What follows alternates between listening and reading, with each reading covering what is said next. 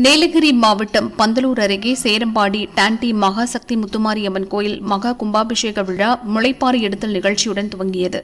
தொடர்ந்து பல்வேறு பூஜைகள் மற்றும் யாக வேள்விகள் முடிந்து கோபுர கலசத்திற்கு புனித நீரூற்றி கும்பாபிஷேகம் தியாகராஜ குருக்கள் தலைமையில் நடைபெற்றது.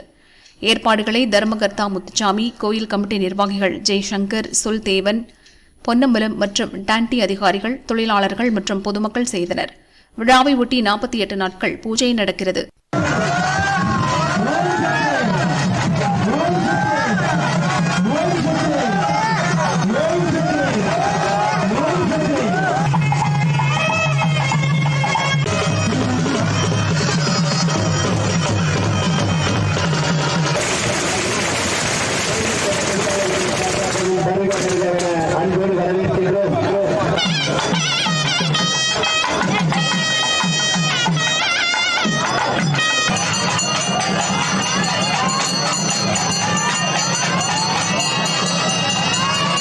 காரைக்காலில் உள்ள புகழ்பெற்ற ஸ்ரீ கைலாசநாதர் சுவாமி கோயிலில் பங்குனி உத்தர விழா கடந்த 15ஆம் தேதி கொடியேற்றத்துடன் துவங்கியது. முக்கிய நிகழ்வுகளில் ஒன்றான சந்திர புஷ்கரணிக்கு சுவாமிகள் எழுந்தருளி தீர்த்தவாரி நிகழ்ச்சி நடைபெற்றது. சந்திர புஷ்கரணியில் பக்தர்கள் புனித நீராடி சுவாமி தரிசனம் செய்தனர்.